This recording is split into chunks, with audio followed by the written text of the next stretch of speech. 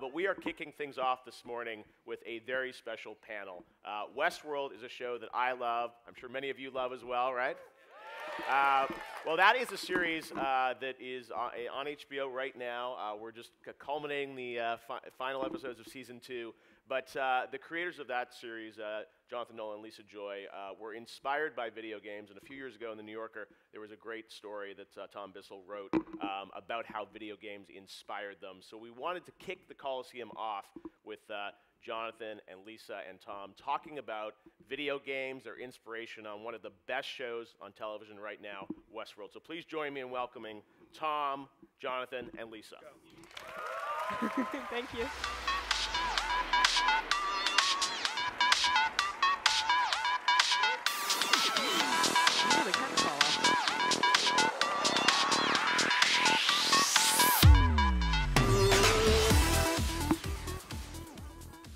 Thank you to the E3 production team. Thank you especially to Jeff Keighley for doing this, and thank you all of you for being here, and especially thank you to Jonathan Nolan and Lisa Joy for joining us here. Thank you. So I think a lot of people are aware that the show's inspiration was a 1973 film written and directed by Michael Crichton of Jurassic Park fame, which came out way before there was such a thing as open world sandbox video games, before they were a glimmer in anyone's eye. But the show you guys made borrows from the mechanics of open world games, from the interruptibility of the narrative to the deep dives you guys take into the lives of the NPC characters, or hosts as you call them. But it also seems to me there's as much Disneyland in your show as there is Red Dead Redemption. So I would love to hear how central games were to the genesis of the show when you began thinking about it. Was it something that you instantly were like, games, Westworld, or did it grow as you began to develop it? I think you get a different answer depending on who you ask. For me, I grew up as a gamer and a committed gamer, and so I immediately went to the place of looking at, and I'd seen Crichton's original film, at least it hadn't. So I had all this stuff in my head. But Crichton's film preceded not just sandbox gaming, but gaming, period. You know, Pong came out kind of the same year that he was polishing the script. So what's kind of incredible with that original film is how much he intuited about how gaming would develop and how the rule set would work. But I felt like it was really important for Lisa and I, once we committed to doing the project, really important that we do a research period where we just played video games. I've never seen. Wow, my God, I'm loud. Oh my God, I've never seen Jonah so excited to research something in all my life. So I was, I think, like 8 months pregnant, and he was like, "Sit down, we got research to do." And we'd sit there in front of this screen, and we have a really big screen, and just get shot at, and in my case, run away and eventually die because I'm terrible at all those games. But it was fun. We felt like the park would have inherited a lot of the rule set of contemporary video games in terms of how you'd be led into the experience, how you'd interact with the NPCs, and how, sort of most importantly and urgently for us, how the narratives within the game would be structured. I've never written a video game before. I've long wanted to, and this is the closest we've gotten. And I've never realized quite how frustrating it would be to try to write a narrative where the only role you don't get to write is the protagonist, right? You get to write everything else, but you don't get to account for what that protagonist is going to do. So it was a lot of fun. But we played, what did we play? We played Red Dead Redemption. Red Dead I remember Redemption. very well from third trimester.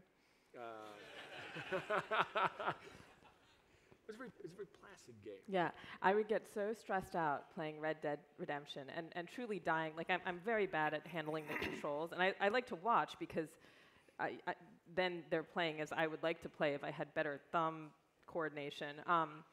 And I got so stressed out, you got me a game called Flower, where you can just drift around and like pollinate fields and stuff and watch things bloom.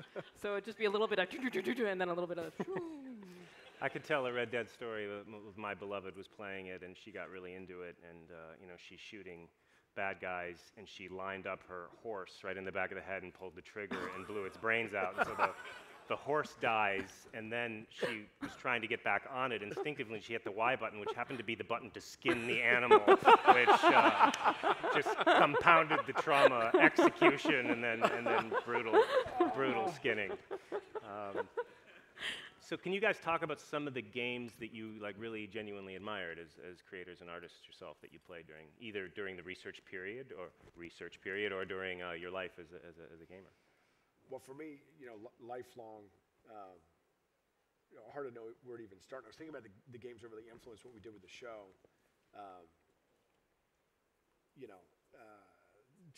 Pong first, of course, and seminal. The Ascension 7. And then I had a ZX Spectrum when I was a kid with the audio cassettes where you'd load the games in. I still wish that's how games loaded because it's the best way to do it. For 2000, I lost a couple. Woody Allen talks about, there goes another novel. I lost a solid couple of movies playing Perfect Dark, 2000, 2001. And interestingly, in that game, that was the first time I interacted with a game where you had bots and they were pretty good, and you could decide not just how good the bots you were playing were against, but you could give them malicious behaviors, right? Well, this is awkward. How we doing? Oh, good. Mine is the only one that's right. Nailed it. Very loud. Is that better?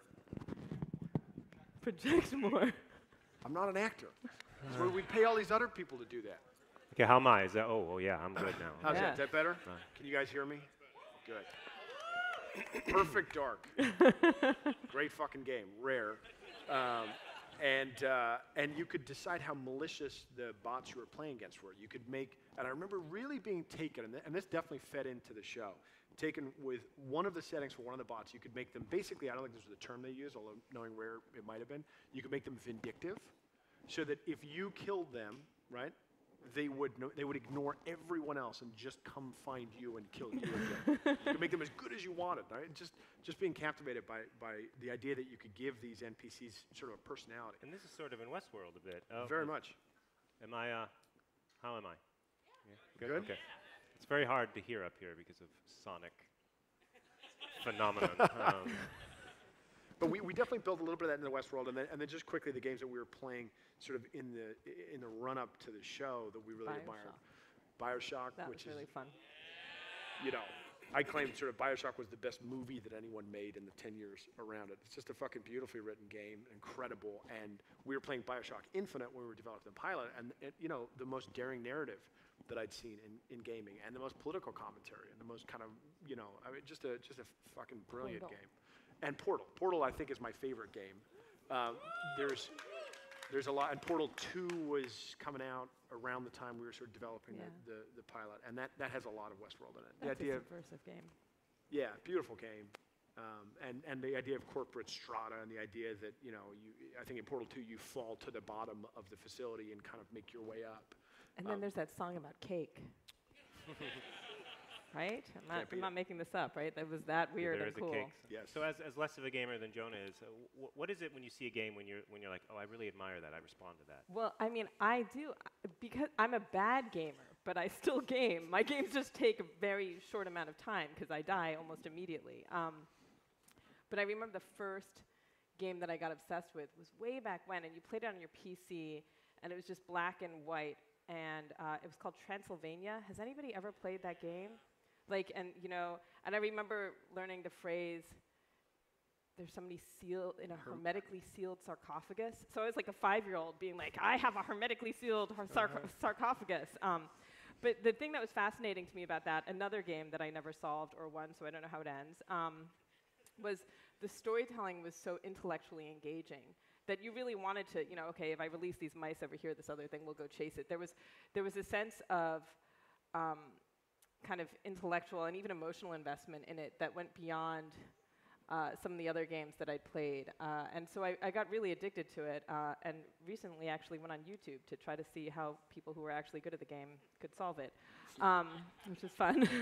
But no, we had, you know, it's this interesting thing where I used to play Super Mario when I could. We had this Japanese console because we couldn't afford the US ones, and they came with like 10 games stacked up, and all my friends were like, this is the weirdest console ever. And I was so obsessed with rescuing the princess in Mario, but I could never rescue. She is still somewhere in a Japanese console locked away, like, won't someone else play and save me? So I had this habit of kind of running to my friends' houses when they were close to save the princess. And I remember finally seeing the princess through Sarah Weinberger's console. So, you know, fiction for us is like, you know, for me at least, is a way of engaging in Westworld with all that element of gameplay, but without the like lousy interface of my thumbs. So I am someone that plays a lot of games both for recreation and also for work. And I think probably like a lot of people in this room, one of the things I appreciate is some of the callback Easter eggs you guys have done. And one of my favorites is casting Stephen Ogg as a brutish psychopath in the park when Stephen Ogg also played GTA 5's brutish psychopath Trevor. Yeah, it was a real stretch. It was a real stretch for Steve. Real stretch, yeah. I mean, the first time, I think he's in episode 1, right? And I was like, oh, yeah, okay, it's on. I get it now. So I would love to hear if there are any other Easter eggish things that may be undiscovered. We can break some news here for the... are there any things that like you're just dying for people to figure out, or little callbacks that you've made? That Well, Tom, the whole point of an Easter egg is you can't tell people about the Easter egg. but we're in a find safe place, and there's only 600 or 700 of us here, and the thousands and thousands of people watching. I don't see the problem. You know, you were a big skull hunter in Halo, I understand. Yeah. Halo 2. There goes another movie or show, Lost, to trying to find those fucking skulls. But there are other ideas in Halo 2, and we incorporated them a little bit in the first season. The idea of the Stray, episode 3 with the Stray. You know, fascinated by, you know, very early days of YouTube and Halo, when people would try to sort of, you know, kind of use plasma grenades to get themselves to the top of the, you know, to get themselves to locations that you weren't supposed to get to, and you'd find unrendered, you know, graphics up there. And so we sort of, you know, we love the idea that you'd have this Byzantine-controlled narrative, and the players would come in and just completely fuck it up, right, with their actions. Like they'd get in there and throw everything out of whack. Or the idea that if something went wrong, and in the first season, it's the, you know, it's the Stray, who it turns out has been tampered with, but the technicians take it as, oh, this is how it goes, right? They get slightly out of their narrative loop, and they pop off, and we spent a lot of time talking about the behaviors that the hosts would do if they got lost. They would vector, right? Meaning that they would just, after a certain amount of time trying to re-engage with their narrative, they would just vector back to a relief station where technicians could come and pick them up and figure out what was wrong with them. Kind of like a jet ski. If you come out, the key comes out, it goes in circles. And just watching the kind of chaos that then flows through all the rest of the narratives because one piece is out of whack. I can attest from working in game development that is a very accurate summation of what happens when one thing gets out of whack. So sandbox narratives are notoriously hard to do well. And I've never written an open world game, and to be perfectly honest, the thought of it makes me want to lie down. Because they're driven by a sense of agency and freedom. They don't work without giving the player those things. But stories work because they're driven by a sense of urgency. And so the sandbox game narrative is always going to have this fundamental kind of tension at the heart of it. You know, you can do whatever you want, but you're supposed to be following a kind of central story. And in our last interview, when we talked for The New Yorker, I was like amazed and stunned when you talked about how you came up with the parks narrative first. That you guys spent a lot. I think you said an alarmingly long time that you spent coming up with. Some could say counterproductively long time. Some could say that, but we will not. We will say an admirably long time coming up with the parks narrative. So I'd love to hear like what that process was like, because I'd like to hear how it coheres with what we do in narrative game development. I mean, the interesting thing, oh, now I'm gone. The interesting thing for us when we were doing that was we did say, okay, first the logic within the park has to work, right? And for that it was a little bit like designing a game. And that we had this idea of cycles and epicycles, right? Where, you know, Teddy comes into the park, Dolores drops the can. All of this is woven together seamlessly. And if it's interrupted, the path can deviate to a different place, where they'll link up again in certain, points within the game. There are convergence points that would keep the entire park running on track. And so some of the things that you see, in season 1, they carry throughout the seasons, and you're just beginning to see some of the interconnectedness. So in season 1, you hear that Hector Escaton is charged with the murder of the Pardue brothers. But he's kind of gotten away with it. And then in season 2, you actually see the Pardue brothers confront Hector Escaton in a kind of twist of the game. So we're slowly starting to explore, some of the different ways in which the stories could have diverged and evolved. But, unlike a game where you have, thousands and millions of people playing and exploring all those storylines, we have an hour of TV every week. And so you really more feel the interconnectedness, and then opportunistically we kind of try to draw the lines to where all these storylines would have converged, but we just have more limited time than a game would. Yeah, we had a very cool park mapped out for Hector, and you got a chance to see a little bit of it, and the guy with the eye patch, and it all did connect together, and then we realized we just don't have time to show all of these pieces. But one of the things that we really did look at was the concept of a tutorial, right? And that was one of the things that kind of evolved out of, when you looked at Crichton's film, when you're watching a show or a movie, you don't want them to belabor the point. And the way games work, and the way the games that I like the best work, is they feather in the tutorial kind of invisibly.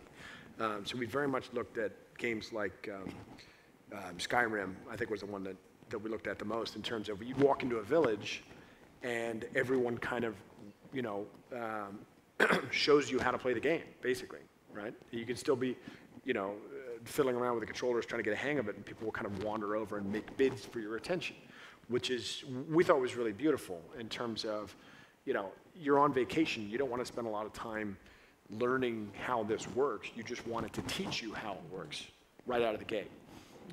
So and I think we have a clip from the first season that kind of illustrates that moment. Let's play the clip.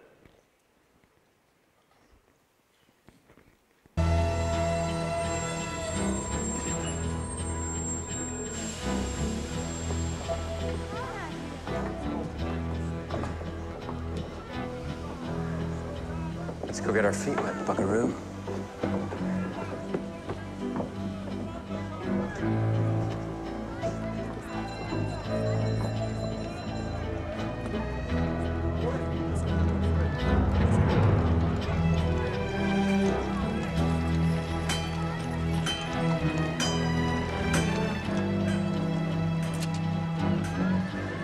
Oh, sorry. Are you kidding me? What? Fuck you, Grizzly Adams. Rally for the Union. Respond to your country's call. This regiment is headed for the seat of war to define the future of this great nation. We fight for a free land where no man has to bow. This is, that's bigger than I thought it would be. What's this? This is Sweetwater. Wait till you see the rest of the park. How much bigger is it? No idea. I never reached the end. See something you like? A couple of things at least. Man, I'm gonna make you beg for it, darling.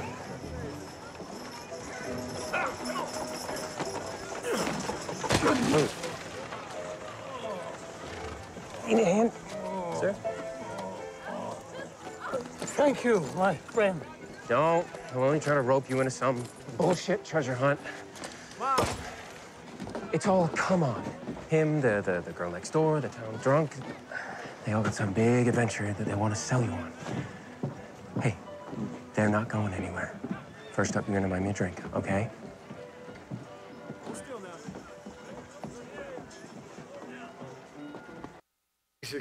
That's basically Lisa and I playing Red Dead Redemption. I guess that makes me Logan, and that makes you So I'm Man in the Black. Man in Black. Right, spoiler.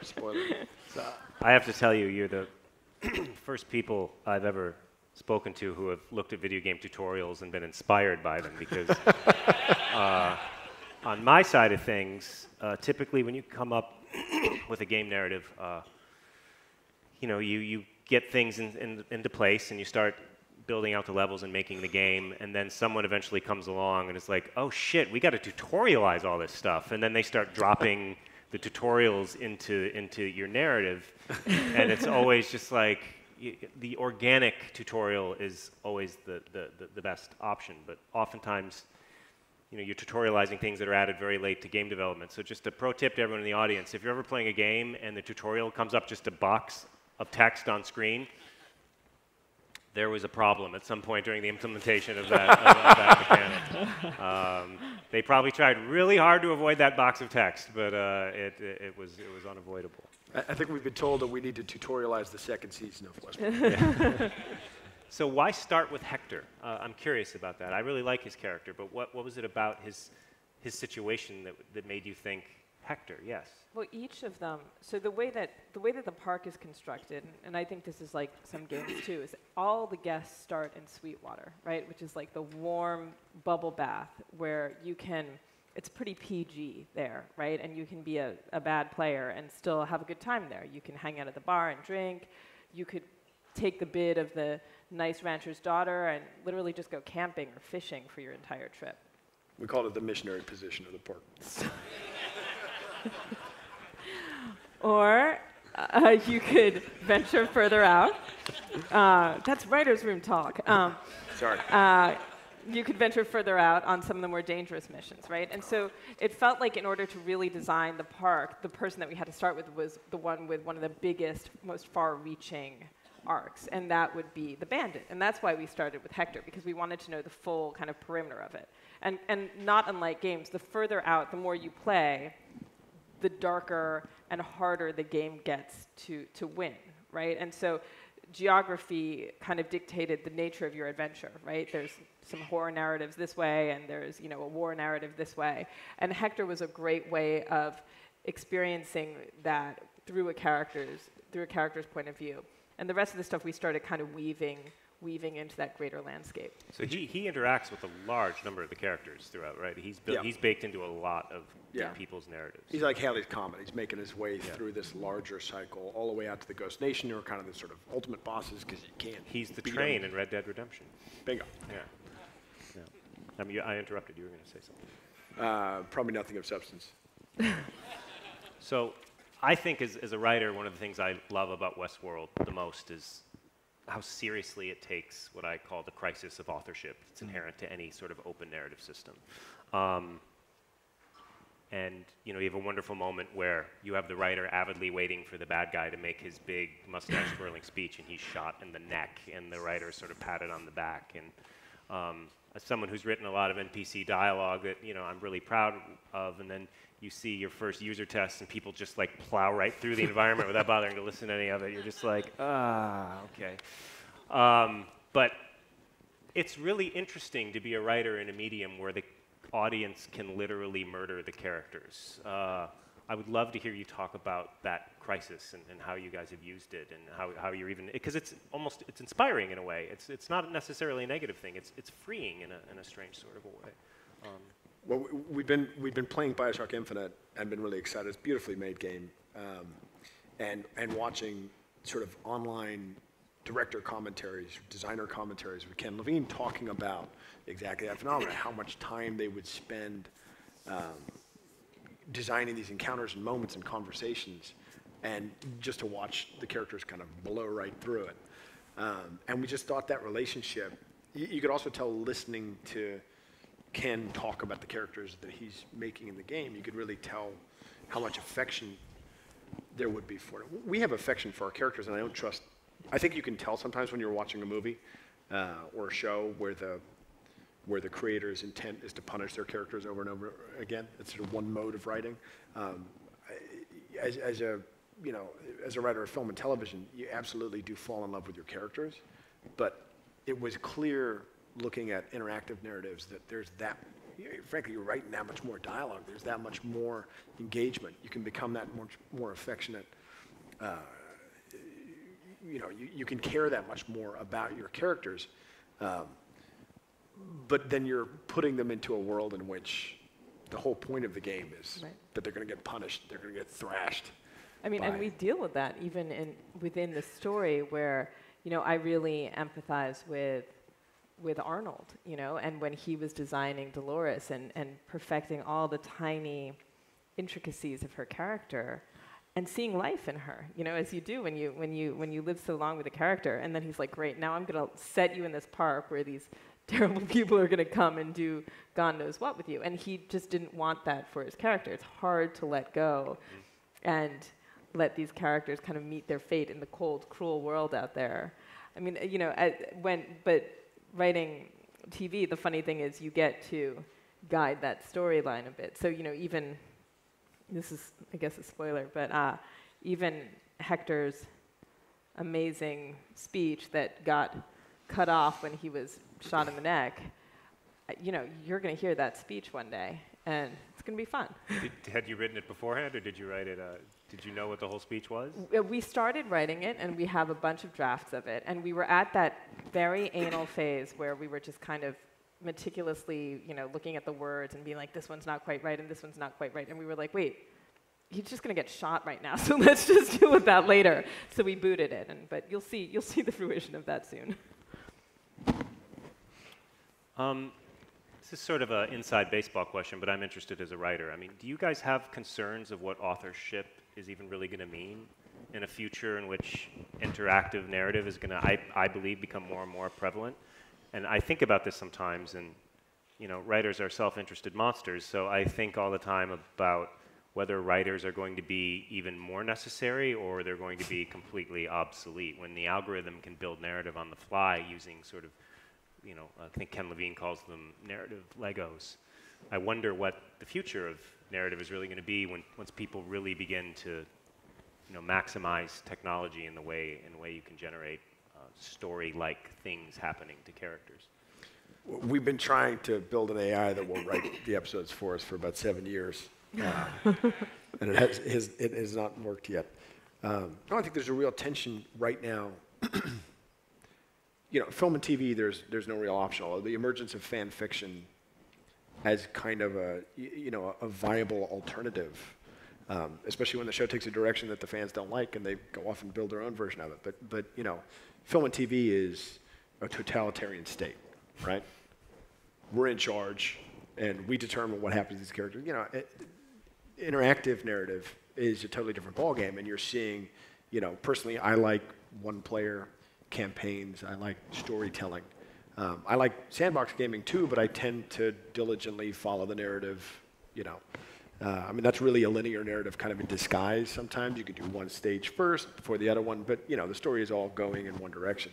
And that tension is there. Actually, there's a moment in the same episode from the clip that we just showed you where Ed Harris's character talks about the difference between the outside world and why he likes Westworld. Because things have meaning. And things in Westworld have meaning because someone designed them. So it's kind of the intelligent design vision of the world, in which you have a creator who's imbuing the things you're watching with meaning. When you play Grand Theft Auto, and we played quite a lot of it, you're confronted with that choice between, there's a narrative there if you want to play it.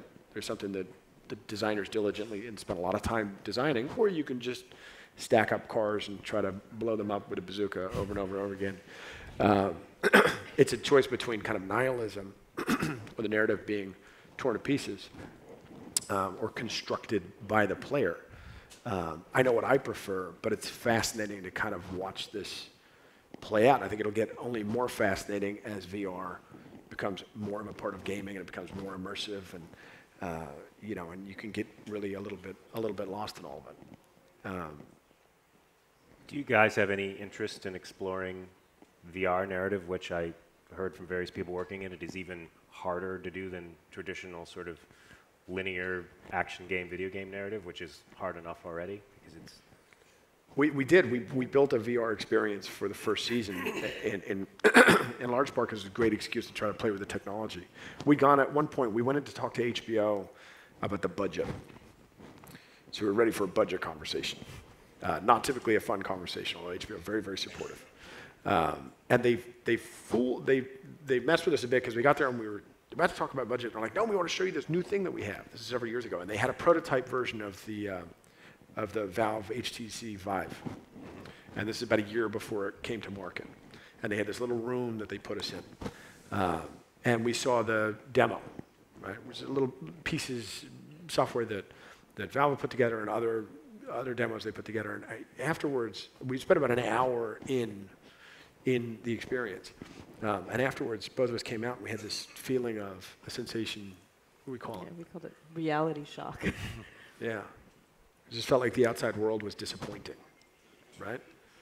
And that really stuck with us because we got a couple of kids. We had our daughter at the time, and we drove home thinking, oh, this is how she'll experience a large part of her life.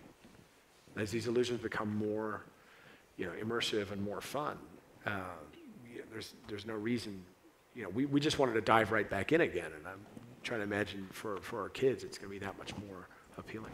Yeah, I mean, it was all the more starkly contrast because you're in this white padded room, basically, that looks like an insane asylum thing, and you're wandering around in these goggles, and you see this, bright, amazing, incredible environment. And there was this underwater one that we played that, for me, was really calming, until that giant frickin' sea thing came in. But whale, giant sea thing. Oh, whale. A whale, also known as a whale.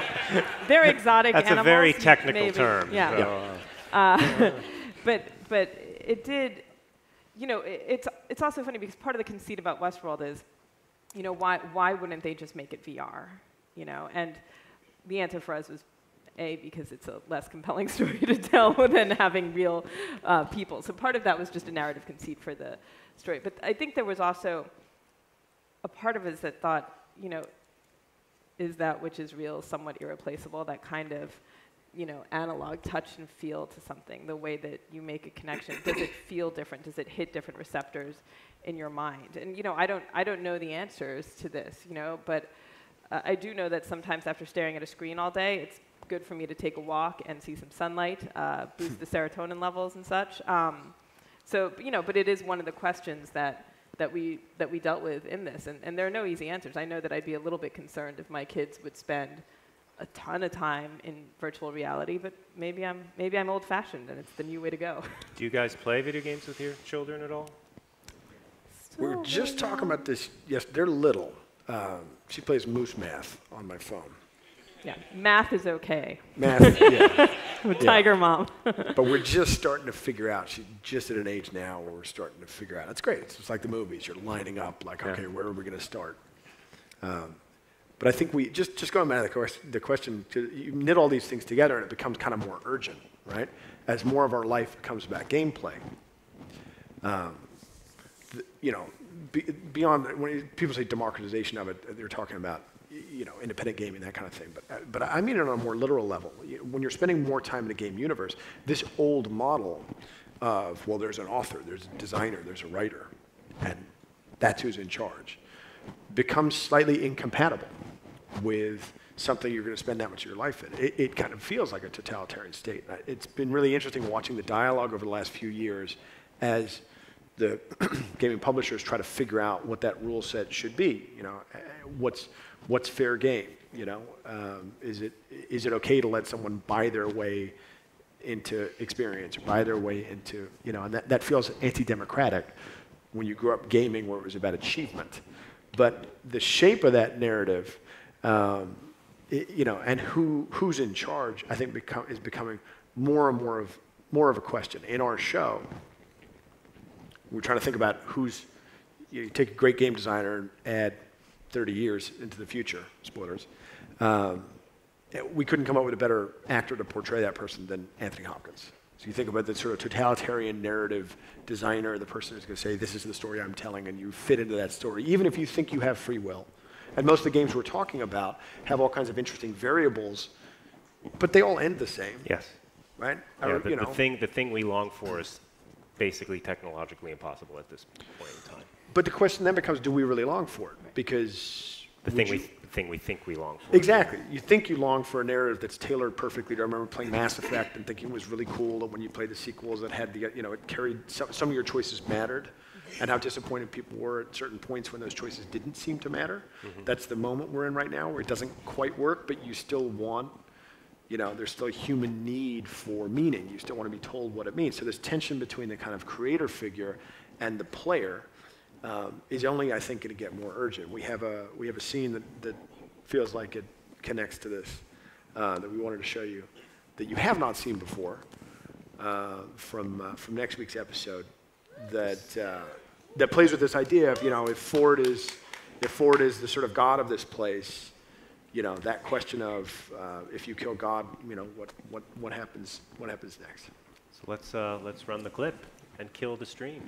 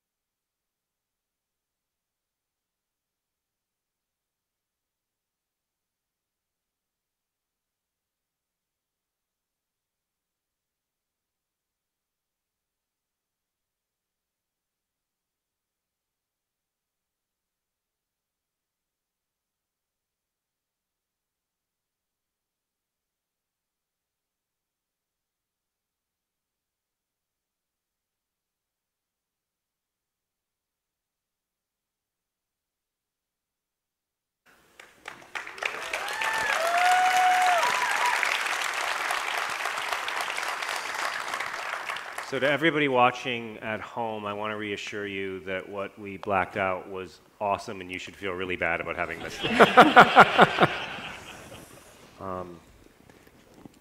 Gamifying reality is one of the big themes of the show, obviously. And this was a buzzword a few years ago in game circles. It still gets trotted out now again and again, but I think that the concept behind gamifying aspects of everyday life is actually really old. Someone pointed out to me that happy hour is a game-like enticement. Military rankings are straight-up game-like enticements. So this stuff has been around for a long time. But modern reality, I think, is you and I, you mentioned when we talked about this, modern reality resembles a gaming interface more and more. From our social media to like even controlling what kind of news we want to interact with. So, and we have a game show president, of course. How much of the vision of Westworld is driven by your fears about what making everyday life, like hanging a game-like enticement on just everyday life? How much of the show is driven by your fears of that? I mean, I guess it also speaks to the nature of, what kinds of games are the most enjoyable kinds of games. And I think everybody has a kind of difference of opinion on what games they enjoy. But, the same thing goes for storytelling in general. What are the stories that endure? Maybe endurance is a good sign of, a bellwether for reception. But you know, within Westworld, the Man in Black searches all of first season. He's the best gamer there is. He's incredible at this. He's been coming to the park for, you know, many, many decades, and he is literally the top of his game. He's the alpha predator. And why does he keep playing? What is he looking for? He's frustrated with the game. He keeps saying he wants the stakes to be real. He wants real meaning and real consequence. There's something about, I think, narrative in fiction or in gaming where it's not just about consistently gobbling a steady stream of wins, if you can, because life is kind of like that. Life doesn't necessarily have these like denouements and justice and things. Like, shit's meaningless, you know? Sometimes accidents happen and people die, and it doesn't make any damn sense, and it's horrifying. It's one of the tragedies of life is how senseless it can be, and I guess how sublime it can be, because it doesn't need to be sublime either. But you know, I think sometimes the best games, they tell you things that you don't necessarily want to feel. You don't just want to win all the time. You want consequence to your actions. If you miss, if you do something bad, you want to see how the game adjusts to come back and bite you in the ass, right? You want to see if I broke up with that person in this game, then the next time I play it, they're not going to sleep with me, right? You kind of want a little give and take in your world, because I think being a god is boring, right? You just sit there and get everything you want. I mean, there's so much thing as too much cake. And so, you know, for me, the question is, and it's different when you look at society, the way that everything is getting so siloed now. You know, the way that I tell if something is fake news for myself is when it sounds too much like the kind of thing that I would get really worked up about. You know, I'm like, well, that's probably not true, because it's definitely feeding into my sensibilities, my sense of outrage, my sense of joy, and I don't think the world is that binary, you know? And so it asks you to, it invites you to look a little deeper, to say you don't get to be the god, you know, without any kind of weakness, and you don't get to be a devil without any kind of light. So I think that the best games incorporate a little bit of that, and there is a little bit of a morality tale, or at least a morality exploration that doesn't necessarily give you everything you always want.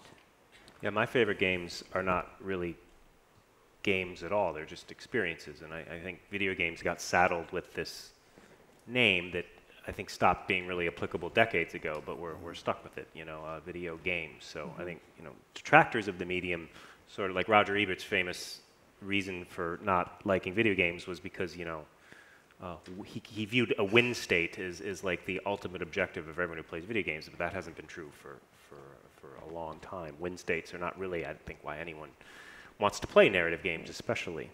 Yeah, I don't think I ever won a video game. Keep playing. Yeah, nonetheless. yeah, and I would encourage everyone in the audience to stop saying "I beat that game." Say "I finished it." It's a much more civilized way of discussing these. So our panel today is called "Revenge of the NPC," and I'm pretty sure everyone here knows what NPCs are: non-player character, and they are, you know, basically characters who have AI scripting in place for their brains. And, you know, when we talked for the New Yorker, you mentioned something that haunted me, which was the first time you played GTA, Lisa, you hit a pedestrian, and your first thought was, oh my gosh, does she have health insurance? And I have a similar GTA story where the first time I jacked a car and got in, the pedestrian sort of grabbed onto the door handle, and I was driving away, and then they let go, and they disappeared in a puff of red mist under the car, and I was just like, this is fun.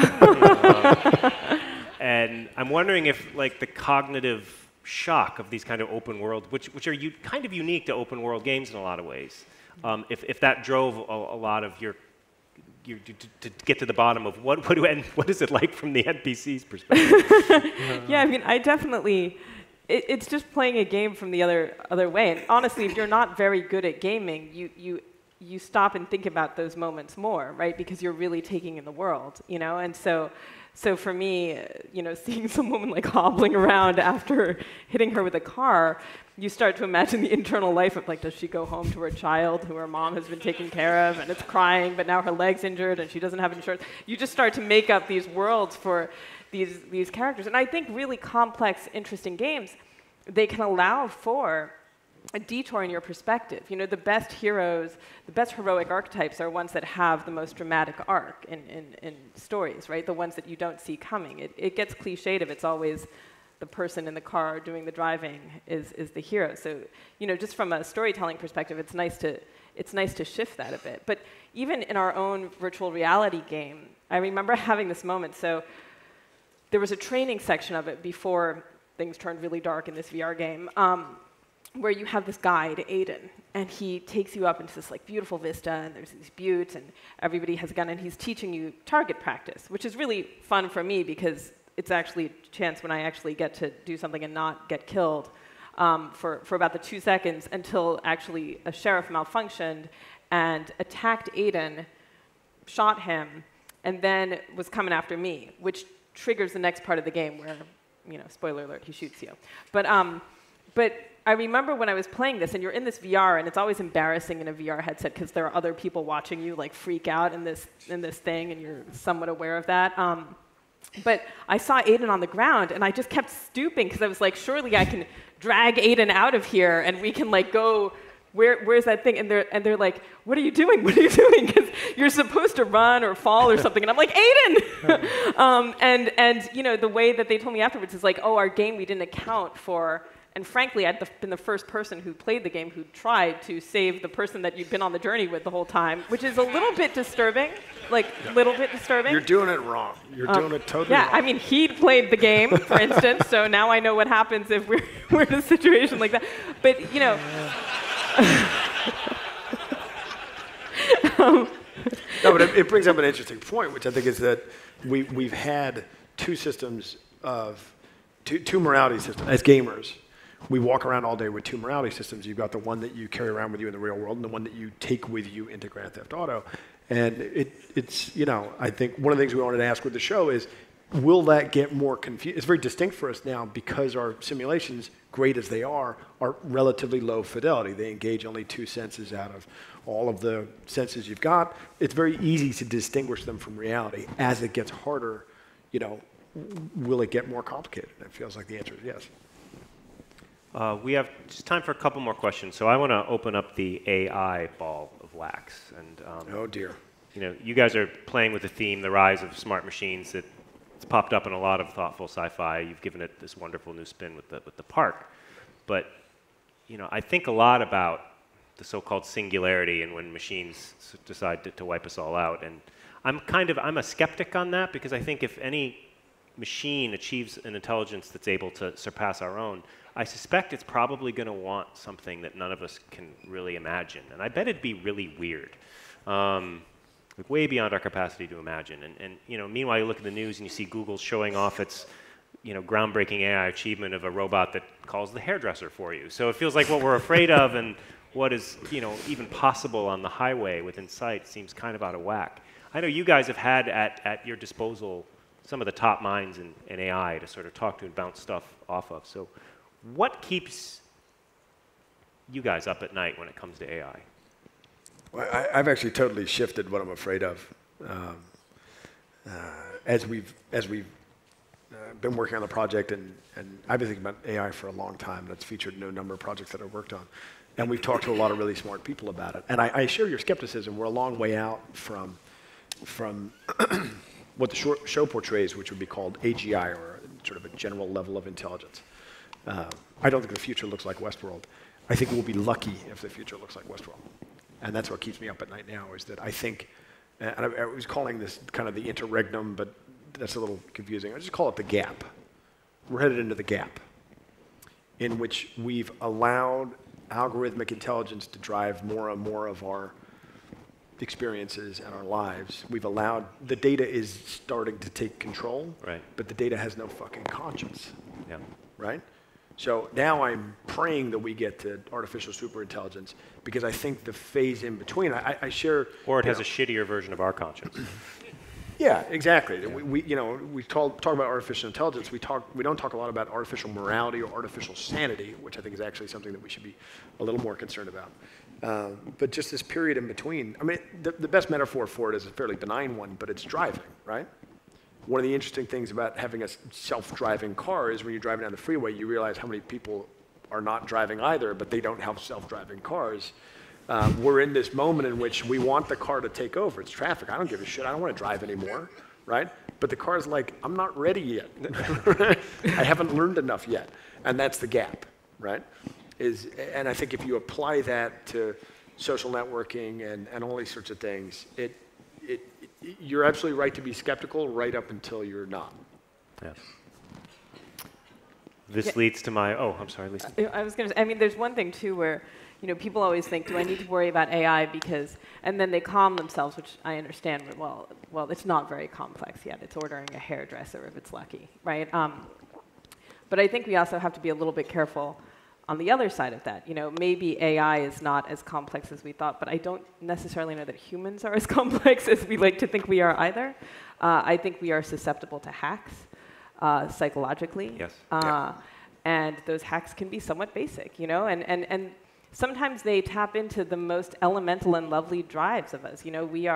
We tend to be clubbish types of people. We tend to organize in little circles depending on how you define yourself or who you love, and sometimes that's wonderful. You protect your own, you protect your children, you protect your tribe, but sometimes it's terrible and dark and awful, and I think that it's easy to take information aggregated en masse and kind of parse it in certain ways that allows the most nefarious aspects of tribalism to defeat an understanding of commonalities and nuanced discourse that would really do as well. So in that way, I think it's a combination between AI doesn't have to be that good because maybe we're not as complex as we give ourselves credit for. We shouldn't be scared of artificial intelligence. We should be scared of artificial stupidity. There's your quote of the panel. So my final question is 30 years from now, your children are grown up, something Westworld or something Westworld-like opens. Do you go? Hell yes. Lisa? Who are you going with? You and me. What adventures are you taking? Because I would maybe go, I guess, fishing, but I'd feel bad because those fish would be so cute and they'd be robots too. I mean... No, we go to Park 5. I mean, I guess I would go, but one of the things that Westworld does in its design the creators of fictional Westworld were smart in this way, is that they kind of quarantine you from the other guests for safety reasons as well, right? The hosts kind of steer you so that you're in isolated parts of the park because you don't necessarily want to see some random person from accounting over there, like getting it on with another robot or something. You want to be. Unless you do. Yeah, well. But I think that would be the thing that I would be afraid of. Like, I know what I would take my kids to, and I know how I would enjoy the park. But I would actually be a little bit terrified of, say, the frat party coming in and sweeping through town, and what my kids might see there. So I guess I'd be more afraid of the guests. My answer is I wouldn't go because I've seen their show. We are out of time. Thank you all for being here. Thank you, everyone watching at home. I hope you have a great E3. Thank you.